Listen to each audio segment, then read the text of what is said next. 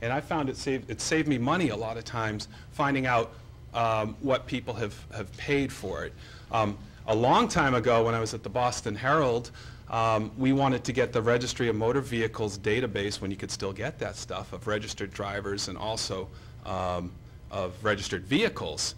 And they told us that it would be $167,000, and this is way back in, I forget, $1990 maybe.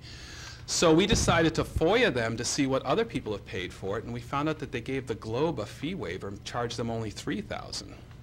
And then we eventually got them down to $167, but it took 2 years. But the Herald would not part with money like that, believe me. So I think it's perfectly appropriate to do that, and it can be a good strategy, particularly to help you with fees. Another thing I always try and do is to remove the lawyers and the political appointees from the process. They have an agenda that's different than the career civil servants. And as a rule, I try and get to the careerists, the people that know the agency, are proud of the work they do, and don't have a political agenda. And the reason I do that is that the legal people and the people who are political appointees, they can come up with some pretty nifty stuff to deny you records. Every semester at Boston University where I teach, I make the students do a public records request. At the end of the semester, they always tell me that was a really cruel exercise, but they learn a lot. This is from one in 2007, in which I just had them ask for the Massport payroll. Massport is the agency that runs Logan Airport and the Tobin Bridge and a few other things. And we want it in electronic fashion because you want to analyze and play around with this information. So what they did is they sent them an Excel file, but they locked it. They locked it so they couldn't sort it or analyze it. And the lawyer for Massport wrote, these documents have been password protected so you can read the information but not alter the contents. And so I had the students write back, you know, can we please get the password?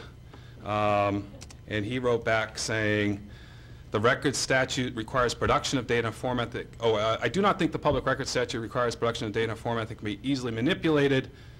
Massport is required to provide the record. Historically, that would have been a piece of paper. Now it is a password-protected electronic document. So this is some really sinister stuff, and I give them credit for being somewhat ingenious here. Fortunately, the students were a little craftier, and they went to some of the computer science people at BU who were able to unlock it for us. And I made them send him an email telling him we did it. Did he reply to the email? I don't remember that. I don't think he did, actually. But a former Globe colleague is now the PR guy over there, and I called him to tell him as well.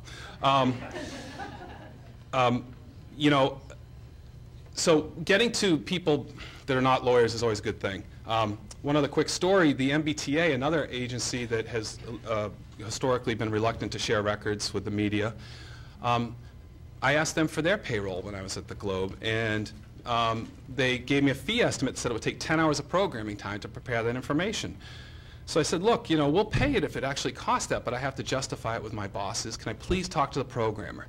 Programmers, if you're asking for electronic records, are always the best people to get to. They tend to be honest, sincere. This is their job. They see political people come and go. They often hate the political people. So they said, sure, we'll let you talk to the programmer. So I called the programmer and I said, you know, introduced myself. And I said, I'm just, you know, wondering why it takes 10 hours. He says, 10 hours? I can do that in 5 minutes. Are you kidding me? He goes, I tell you what, if I do it today and come over in the morning, will you give me a tour of the Globe? I said, sure. So he came over. He's a big sports fan. Dan Shaughnessy sitting there saying, hey, you want to meet Dan Shaughnessy? He's like, oh, you know. And from that point on, I never made another records request because I just called this guy, and he gave me whatever I want. So making friends like that always pays off.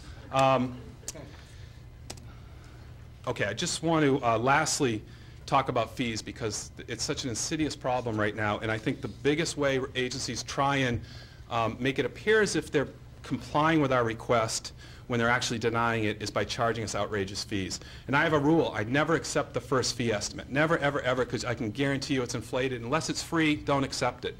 Again, back to my cruel exercise with the students, I had them ask for the City of Boston Restaurant Inspection Database. And so they sent off this letter naively to the city.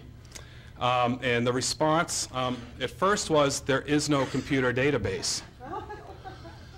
Well, I had just been on the City of Boston website where Mayor Menino has his Boston Food Court site where you can enter a restaurant name and get their inspection report. So I know it's electronic in some fashion. And what they tell us is available is thousands of handwritten inspection reports. And here's the estimate for that. $287,000, well, $287 and some change. And I often imagine the bureaucrats sitting around just chuckling, especially at the last line, please make check payable to Boston Inspectional Services.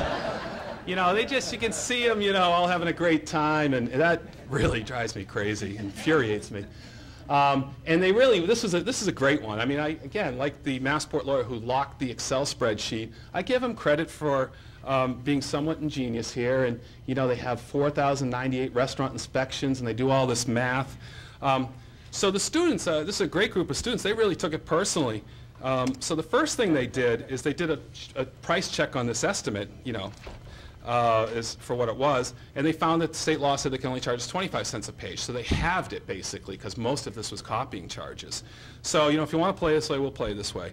But they continue to pursue the computer database angle. And this, fast forwarding through several weeks, they finally admit they have this computer database after denying it, remember, and now we can get it for $200 to $900. And it might go up further because they would have to assemble, then of course segregate the information. When asked what he meant by that, he couldn't explain it. And then we finally got it down to $110.44, so we've gone from $287,000 to $110. But this is one of my favorite things too, but it wasn't a done deal yet because they had this secret server software. This is really going deep.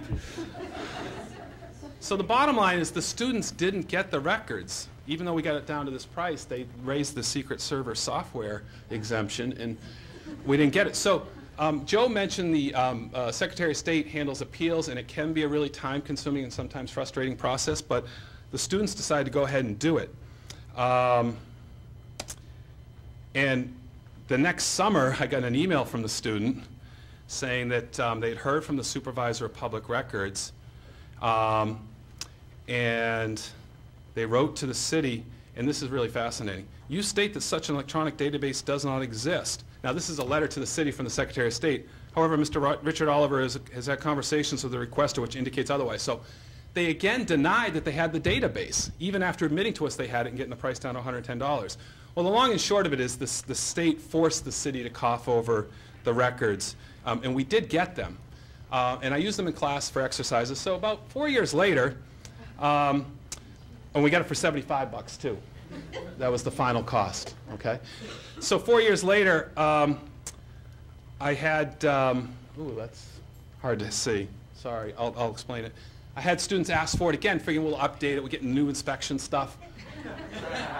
Well, they again say it doesn't exist. Now we've already got it. The price is down to $12,000, so a little more reasonable.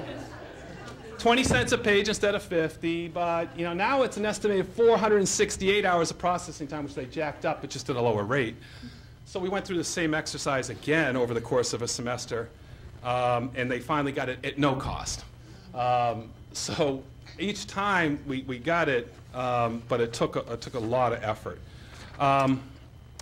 Okay, that's it. I just one last thing I would add, and this is something else I firmly believe.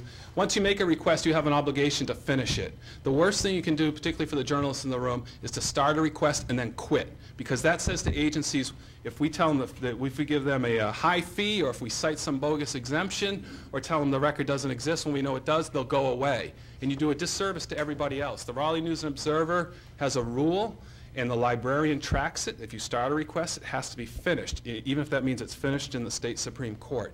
I think it's a great rule, and after a while, the agencies in North Carolina realized you can't mess with the Raleigh News and Observer, because they